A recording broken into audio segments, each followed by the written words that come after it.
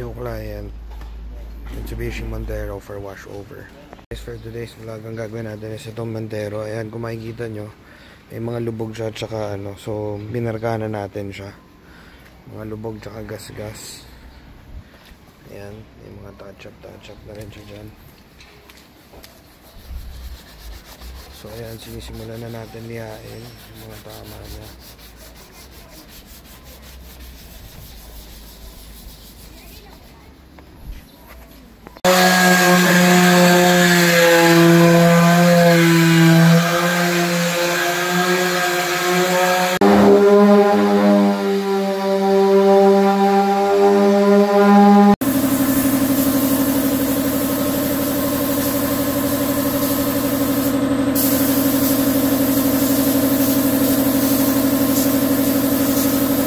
So guys, ito na po ngayon yung ating Montero. So ayan, kinakalas-kalasan na po natin. Magkakalas-kalas na tayo. Although na-prep naman na natin yung ibang parts ng body.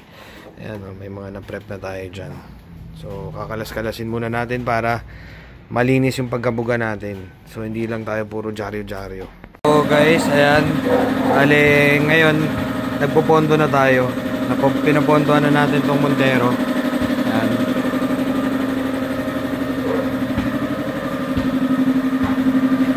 So ayan, kung makikita nyo, again, ulitin ko, pag nag-wash over tayo, talagang kinakalas natin, talagang nag-e-effort tayong kalasin yung mga kailangan natin kalasin. Hindi tayo basta-basta nag-dyaryo para malinis. Kumbaga yung mga singit-singit ay talaga nabubugahan din. As compared dun sa dyaryo, kung dyaryoan mo lang yan, yung mga singit-singit yan, hindi mo na bubugahan yan.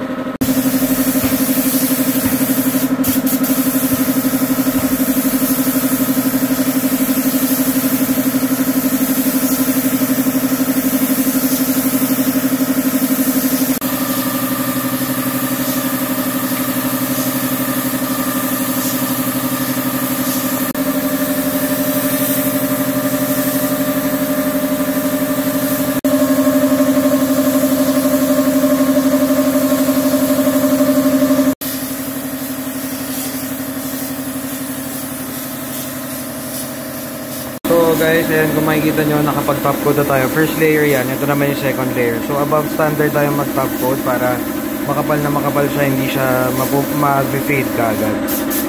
And sasabi natin, hindi tipid sa materialis. So guys, ayan, bagong tapos lang po yung Montero natin. Nakita nyo yung tapa, napakaganda ho. Ayan o, napakakintab. Wet look, so wala pa pong buffing yan guys. Nakita nyo naman.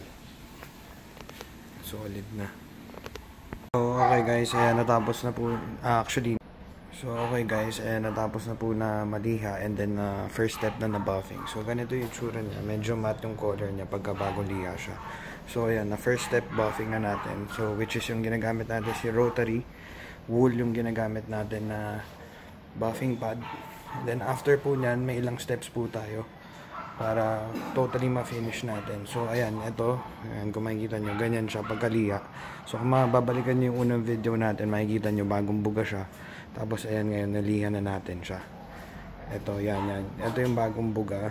After nyan, malilihan na siya. Tapos after nyan, yung pinakita ko sa inyo, ayan, na-buff na po siya. Pero first step buffing pa lang po yan, makikita nyo, wet look na po siya. Ayan, binabuff pa rin po natin ito mga guys. So first step pa rin yan, heavy cut pa yung gamit natin na chemical. Saka sa chemicals natin talagang mga quality, hindi tayo gumagamit ng mga mga cheap.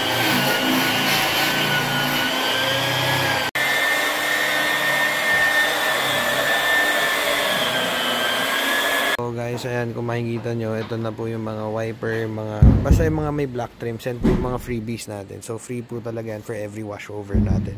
Hindi kasama sa price yan kasi marami nagsasabi na paano kung hindi kasali, talagang free yun. Kung hindi pa rin gagawin yung mga free natin, ganun pa rin po yung presyo natin. So ayan, makikita nyo, ayan, second step na tayo dyan. So medium cut naman yung ginagawa natin, pero makikita nyo, napakaganda na ng bato ng ilaw. So ito na yung natin, bale final buffing na lang, kakarwashin na lang natin, tapos pa-buff na natin ulit. So the finishing po. So yun, nakita nyo, napakaganda ng ating Montero, parang bagong bago. So guys, ito na po yung Montero natin. Ito na yung finished product niya. Yung makikita nyo, napakaganda ho. Ayan, napakakintab. So back to original, wala na yung mga tama niya. Napakakintab po niya, no? Tapos kung makikita nyo, pakita ko natin. Ayan, yung mga black trims niya. Yan yung mga freebies po natin. So, ayan, yung mga ganyan. Ito, yan. Kasi mga namumuti na yan. So, yung mga black trims natin, free po yan. Pag for every washover, free lang po natin yan. Ayan, ang mga nirestore natin yan. Ito, yung mga ganito niya. Ayan, yung mga cowl niya. Kasi usually, again, ulitin ko. Kasi kapag sa ibang shop, ang nangyayari kasi pag nagiging glossy siya. So, ito back to original lang. Matte pa rin po, nire-restore natin. Again, quality materials lang po tayo. Hindi tayo gumagamit ng mga substandard materials. Dito lang po yan sa Vanitec Auto Restoration. So, message lang kayo sa page. Padala kayong picture or video, or mas maganda kung madadala niyo dito sa shop para po ma-estimate natin ang tama.